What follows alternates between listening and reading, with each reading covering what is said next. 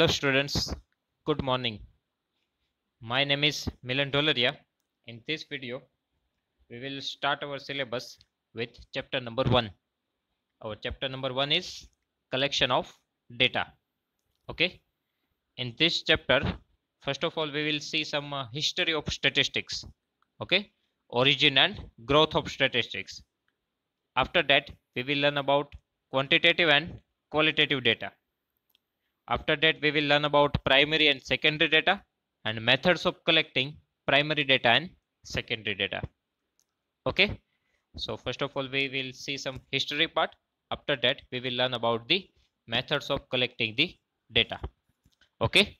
So let's start it with our first topic, origin and growth of statistics. Okay. So here it is written that Indian contribution in the field of statistics has been quite significant from the time of Mauryan Empire. Statistics का जो use होने लगा India में वो कहाँ से start हुआ था?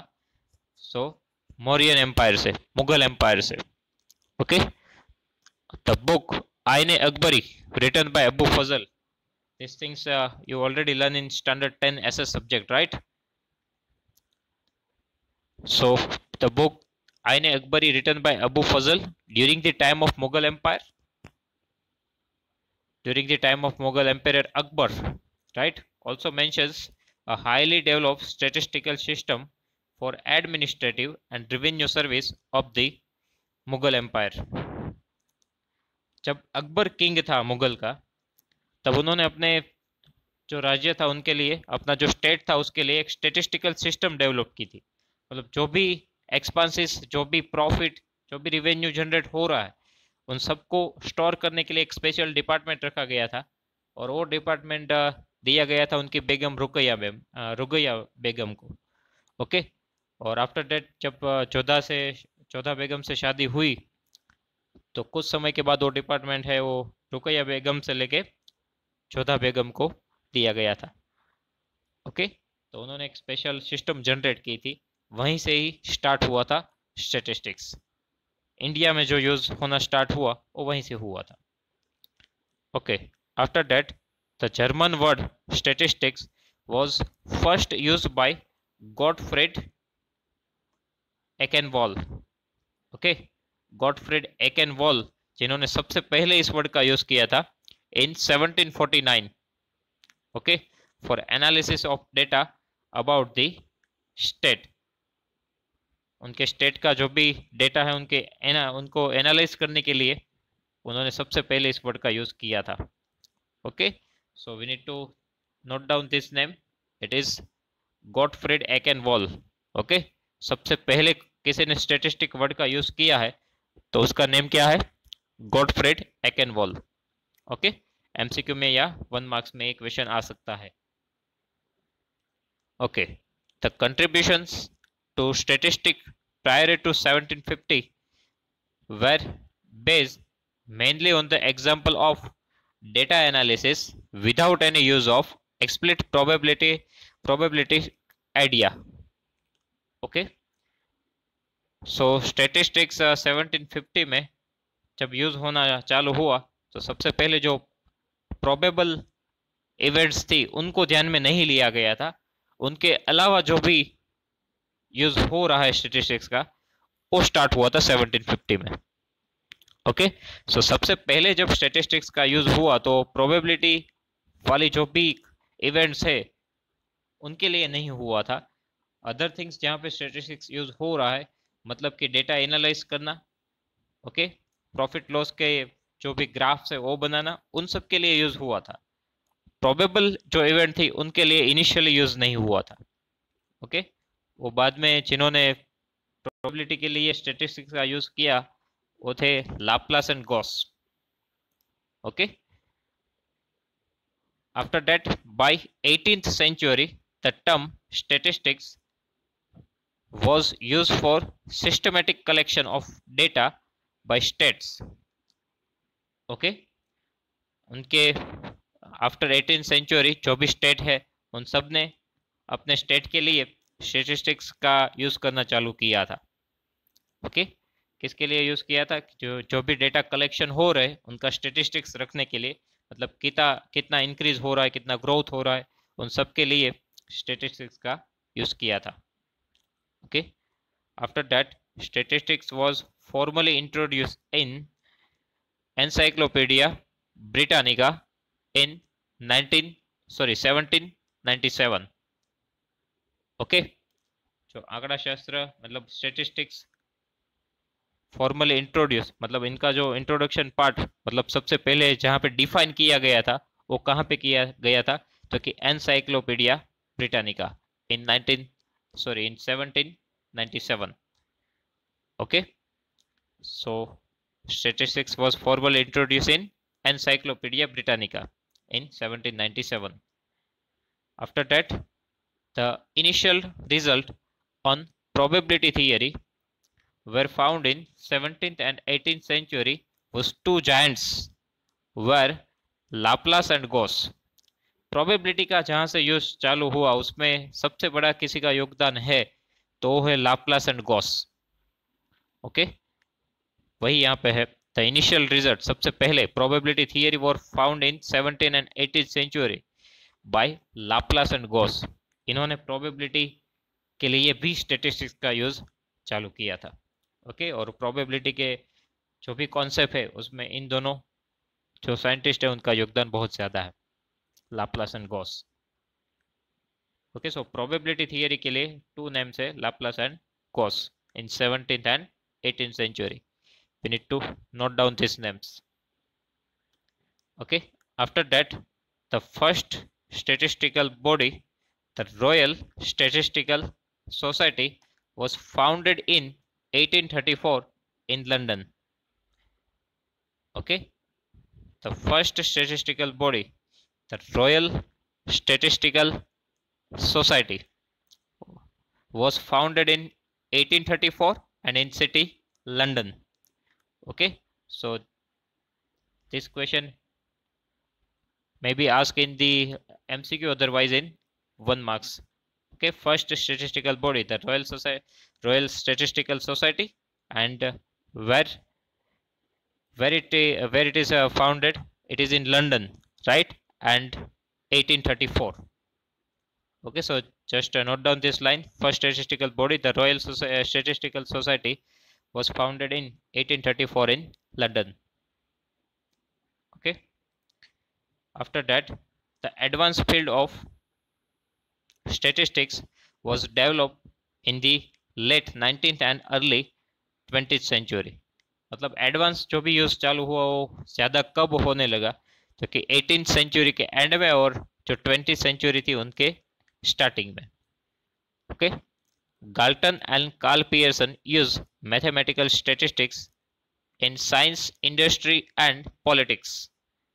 ओके, साइंस के लिए, इंडस्ट्री, बिजनेस के लिए और पॉलिटिक्स के लिए जो स्टेटिस्टिक्स का यूज चालू हुआ वो किन के द्वारा हुआ था? Galton and Karl Pearson. इनका भी स्टेटिस्टिक्स में बहुत बड़ा योगदान है. कार्ल पियर्सन के मेथड्स तो हम सीखने ही वाले हैं 11th एंड 12th दोनों में. ओके, गाल्टन की भी मेथड्स है जो 12th में सीखेंगे. तो ये दोनों जो साइंटिस्ट है उनका सबसे मेन पार्ट क्या है कि उन्होंने स्टेटिस्टिक्स का यूज बिजनेस के लिए चालू किया और पॉलिटिक्स के लिए चालू किया और साइंस की फील्ड में भी चालू किया. ओके, उसमें से Karl Pearson was the founder of mathematical statistics. उनको फाउंडर माना जाता है स्टेटिस्टिक्स का. ओके, क्योंकि कार्ल पियर्सन की बहुत सारी मेथड्स इसमें है, बहुत सारे कॉन्सेप्ट्स हम स्टेटिस्टिक्स में सीखने वाले हैं. तो कार्ल पियर्सन को founder of the mathematical statistics बोला गया है.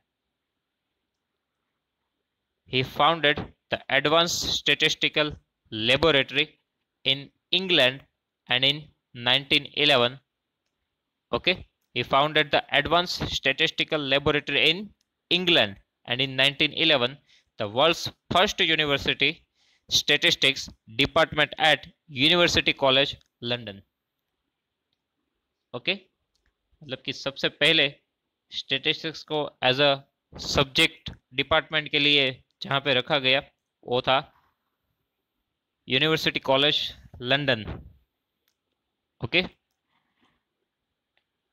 So he founded the Advanced Statistical Laboratory in England, and in 1911 the world's first university statistics department at University College London. After that, 1910 and 1920, Gossett and Fisher initiated to develop modern statistical science for the data having small samples. Okay, जो भी small samples थे उनके लिए statistical science का जो use चालू हुआ वो किनके थ्रू हुआ? Gosset and Fisher. Okay, Gossett and Fisher initiated to develop modern statistical science for the data having small samples. मतलब जो हम सैंपलिंग मेथड में भी आगे सीखने वाले हैं, जिनके सैंपल्स छोटे हैं, मतलब डेटा कलेक्शन जो है वो कम है, उनके लिए स्टैटिस्टिक्स का जो भी यूज चालू हुआ वो किनके थ्रू हुआ था? Gosset and Fisher. उसमें से भी Fisher applied statistics to variety of diversified field such as genetics, biometry, physiology, education, agriculture, etc. Etcetera. Fisher ने जो भी स्टैटिस्टिक्स का यूज चालू किया वो बहुत सारी फील्ड में किया. जेनेटिक्स में, बायोलॉजी में, फिजियोलॉजी में, एजुकेशन, एग्रीकल्चरल, बहुत सारी फील्ड में फिशर ने स्टैटिस्टिक्स का यूज जो है वो चालू किया और सबको दिखाया भी. इसके लिए ही is the well known as father of statistics. इसलिए उनको स्टैटिस्टिक्स के फादर कहे जाते हैं.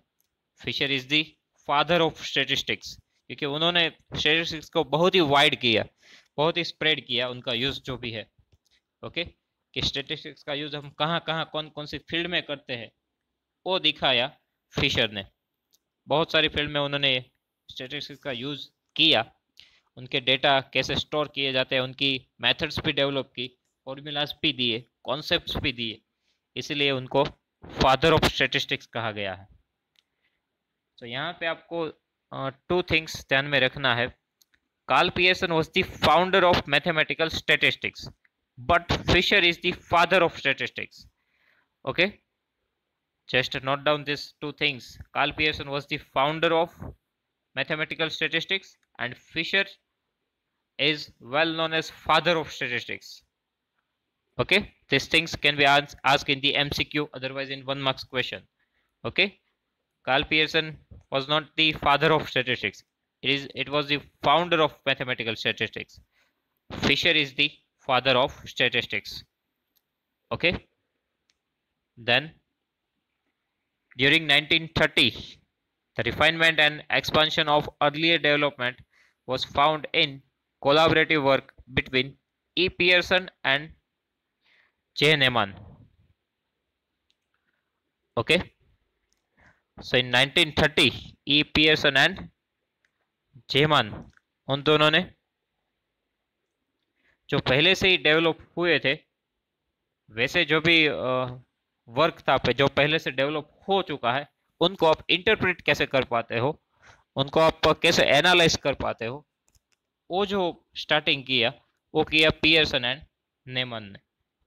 ओके, इन 1930 जो पहले से ही स्ट्रेटेजी बनाई गई थी उनमें आप कैसे चेंजेस ला सकते हो, कैसे उसको एनालाइज कर सकते हो, वो जो दिखाया वो थे E Pearson and J Neyman. Okay, advance method of statistics were developed day by day after that. उसके बाद स्टैटिस्टिक्स बहुत सारी जगह पे यूज हो सकता है, डिफरेंट मेथड यूज की जा सकती है. और जो भी एडवांस स्टैटिस्टिक्स चालू हुआ वो डे बाय डे इंक्रीज होता जा रहा है और आज बहुत सारी फील्ड में बहुत सारी जगह पे स्टैटिस्टिक्स का यूज होता है. तो ये जो था वो स्टार्टिंग था, मतलब कहाँ से कैसे स्टैटिस्टिक्स यूज होना चालू हुआ, कैसे अप्लाई हुआ, किन लोगों ने अप्लाई किया, ये सब चीज़ें यहाँ पे थी.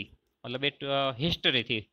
ओके, कि ओरिजिन कहाँ से हुआ स्टैटिस्टिक्स का, कहाँ से कौन से किस जगह से सबसे पहले ये वर्ड यूज हुआ, किन लोगों ने किया, किस काम के लिए किया, ये सब चीज़ें यहाँ पे थी. ओके, इसमें से कुछ लाइन जो भी है मेन वो हमें याद रखनी पड़ेगी. MCQ में या 1 मार्क्स में वो आ सकता है. ओके, ये तो आपको पता ही है. आइन अकबर, अबू फजल, देन सबसे पहले स्टैटिस्टिक्स वर्ड का यूज किसने किया? Gottfried Achenwall. Okay, then here the first statistical body, Royal Statistical Society, was founded in 1834 in London. This is the important line. And for probability theory, two scientists is there. Two scientists are there, Laplace and Gauss. Okay. Statistics formally introduced in Encyclopedia Britannica in 1797. Then one more important thing is Galton and Carl Pearson use mathematical statistics in science, industry, and politics. Okay, Galton and Carl Pearson.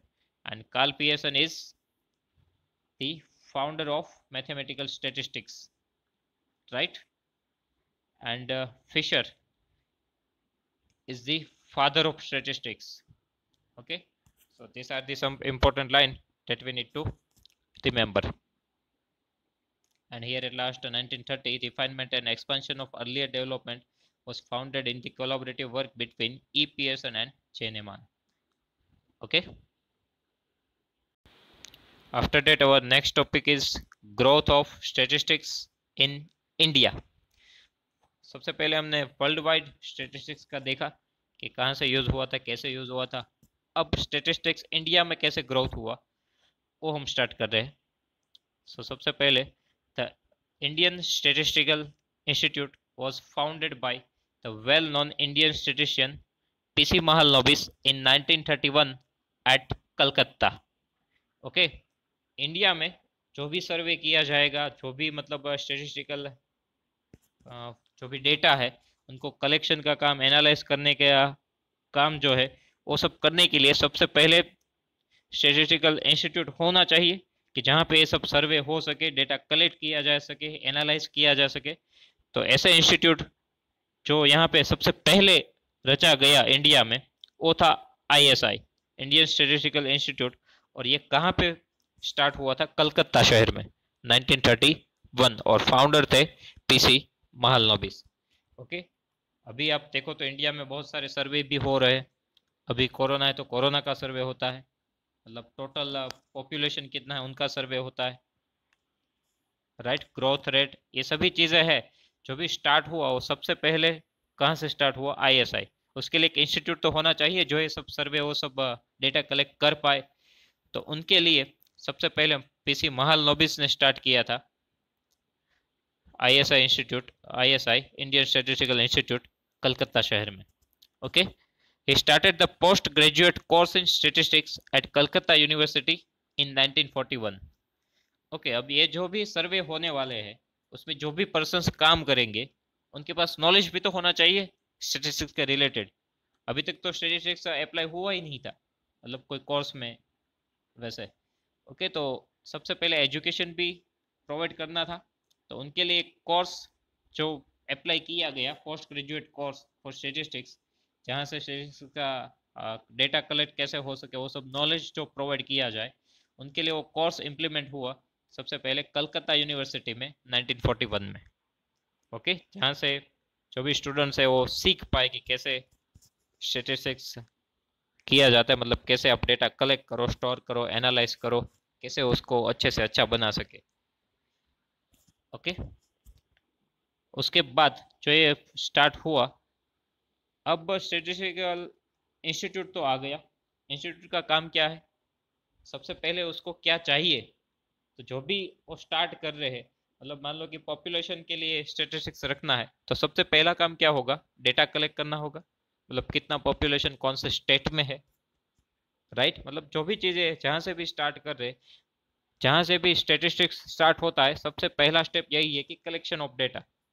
Okay, आप data collect ही नहीं करोगे तो फिर किसका statistics आप देखोगे, किनको analyse करोगे? तो सबसे पहली रिक्वायरमेंट है स्टेटिस्टिक्स के लिए वो है कलेक्शन ऑफ डेटा. ओके, तो सबसे पहले वही होना चाहिए. तो उसके लिए क्या हुआ? Government had approved national sample survey proposed by Mahalanobis in 1950 and the first round of data collection took place in October 1950. Okay, तो गवर्नमेंट ने सबसे पहले जो स्टेटिस्टिक्स इंस्टीट्यूट हुआ उनके लिए डेटा कलेक्ट करना जरूरी था। उनके लिए डेटा कलेक्शन के लिए क्या होना चाहिए, सर्वे होना चाहिए। Okay, so national sample survey सबसे पहले गवर्नमेंट ने अप्रूवल किया, वो 1950 में हुआ। एंड सबसे पहले डेटा कलेक्शन किया गया वो अक्टूबर 1950 में हुआ। ओके, यहाँ से स्टैटिस्टिक्स का स्टार्टिंग हो रहा है, मतलब डेटा कलेक्शन की परमिशन मिली और डेटा कलेक्शन सबसे पहले 1950 में हुआ। ओके, और नेशनल सैंपल सर्वे था, मतलब पूरी कंट्री में जो भी सर्वे स्टार्ट हुआ वो था। After that Indian agriculture statistics research institute is another institute which contributed a lot in the development of statistics in India. सबसे पहले कौन आया था, इंडियन स्टैटिस्टिकल इंस्टीट्यूट। उसके बाद Indian agriculture statistics research institute, इनका भी बहुत बड़ा योगदान रहा कि स्टैटिस्टिक्स को ग्रोथ करने में इंडिया में, उनका यूज करने के लिए, एप्लीकेशन के लिए। Okay, in 1935 WF Wilcox listed over 100 definition of statistics based on the meaning, scope and limitations of the subject. Okay, WX Wilcox, जिन्होंने 100 से भी ज्यादा स्टैटिस्टिक्स की डेफिनेशन दी है, जिससे आप स्टैटिस्टिक्स को समझ पाओ, यूज कर पाओ। Okay, based on the meaning, scope and limitation, मतलब उनका जो भी स्टैटिस्टिक्स का मेन पर्पस क्या है, मीनिंग क्या है, स्कोप मतलब कहाँ कहाँ पे आप यूज कर सकते हो, लिमिटेशंस कहाँ पे यूज नहीं कर सकते हो, कौन सी कंडीशन में यूज किया जा सकता है, कौन सी कंडीशन में यूज आप नहीं कर सकते, उन सब के रिलेटेड उन्होंने 100 से भी ज्यादा डेफिनेशन दी है। The definition of statistics according to Croxton and Cowden is as under. Croxton and Cowden के द्वारा जो डेफिनेशन दी गई वो यही है, यही मेन डेफिनेशन है। Statistics is the science which deals with the collection, analysis and interpretation of numerical data. Okay, statistics is the science which deals with the collection, analysis and interpretation of numerical data. So we need to learn this definition, and also we need to learn the name of the scientist founder. Okay, Croxton and Cowden. Statistics is the science which deals with the collection, analysis and interpretation of the numerical data. तो जो भी numerical data है उनको collect किया जाता है, analyse किया जाता है और इंटरप्रेट किया जाता है। मतलब हमें कुछ ऐसा लग रहा है कि ऐसे चेंजेस करेंगे तो और भी बेनिफिट हो सकता है, वो है इंटरप्रिटेशन। राइट, पहले कलेक्ट करो, फिर उसके ऊपर एनालिसिस करो कि कहाँ पे किस रिक्वायरमेंट की ज़रूरत है, कहाँ पे क्या चेंज करना पड़ेगा, और उस हिसाब से इंटरप्रेट किया जाता है। ये जो काम पूरी प्रोसेस होती है वो किसके थ्रू होती है, statistics. Okay, then nowadays statistics is not only useful for quantitative data but also for qualitative data and consider an independent part of scientific method. यहाँ पे क्या लिखा गया है, फॉर द न्यूमेरिकल डेटा। उसके बाद ये है कि अभी जो हाल में स्टैटिस्टिक्स यूज होता है वो ओनली न्यूमेरिकल डेटा, मतलब क्वांटिटेटिव के लिए ही नहीं बट क्वालिटेटिव, क्वालिटी के लिए भी हम स्टैटिस्टिक्स का यूज कर सकते हैं। ओके, कर रहे हैं। कंसिडर, सो यहाँ पे लिखा है nowadays statistics is not only useful for quantitative data but also for the qualitative data and considered as an independent part of scientific method.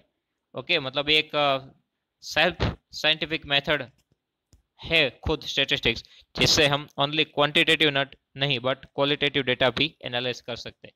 मतलब ओनली हम न्यूमेरिकल नंबर्स के साथ ही जुड़े हुए वैसा नहीं है।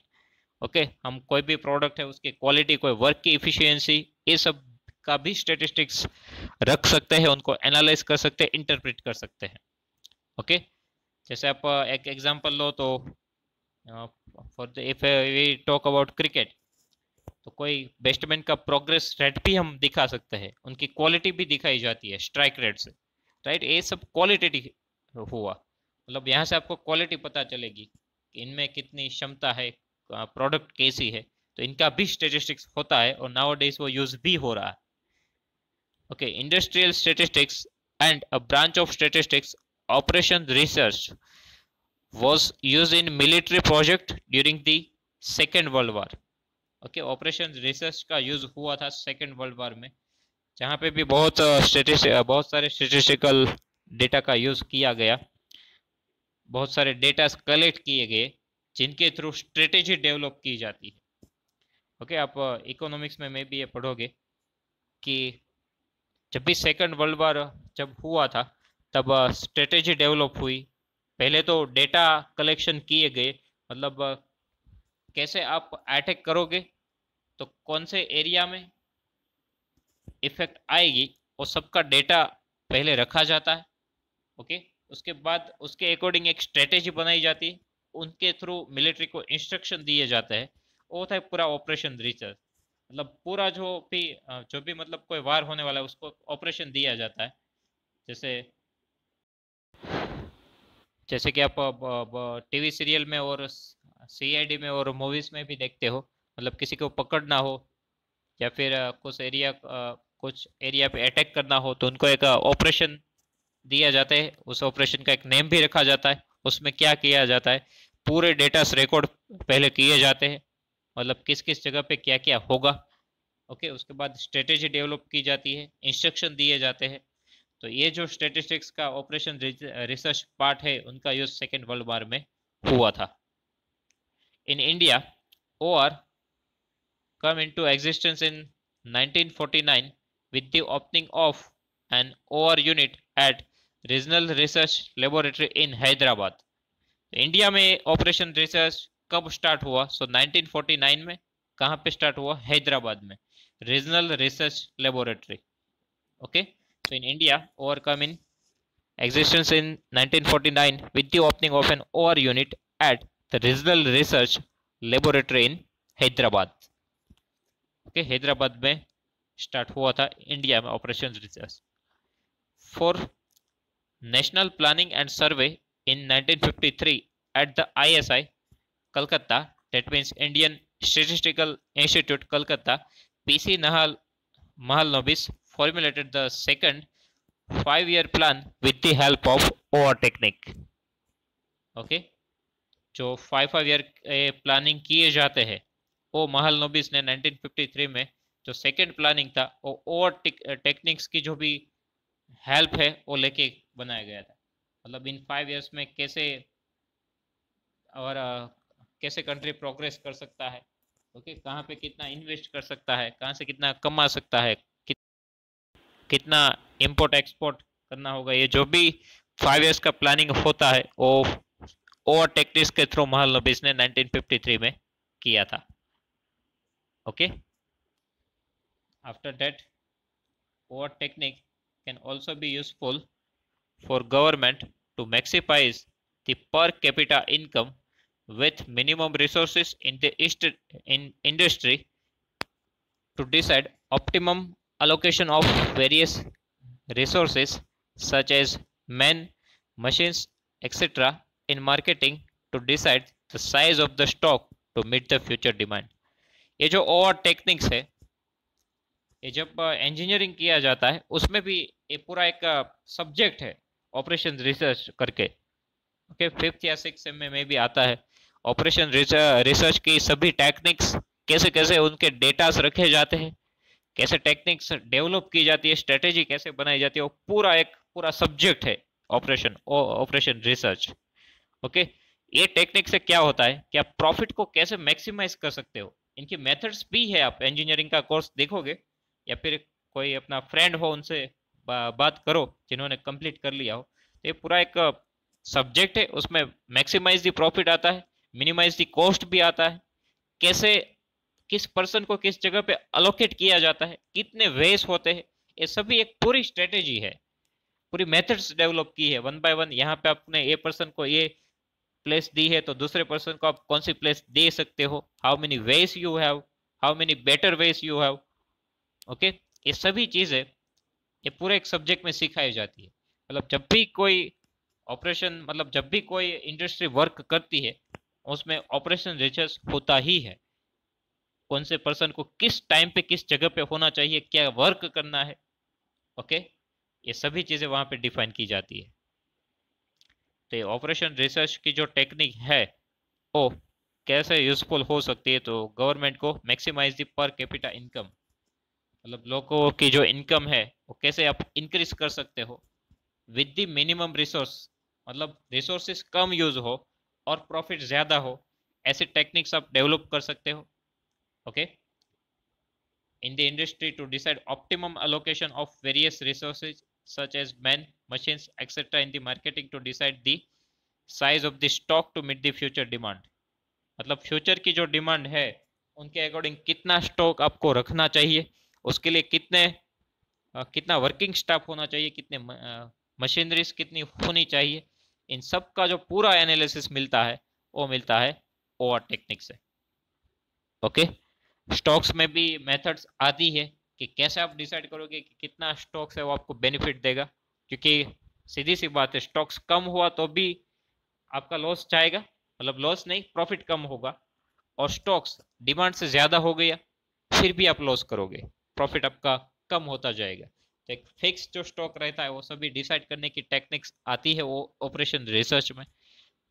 ओके, और कैसे आप ट्रांसपोर्टेशन करोगे, किस हिसाब से ट्रांसपोर्टेशन करोगे तो कॉस्ट कम लगेगी, कौन सा वे यूज करोगे, कौन से वे से इजी रहेगा, टाइम टू टाइम डिलीवरी कैसे कर पाओगे, ये सभी जो चीजें हैं उन और टेक्निक्स में आती है।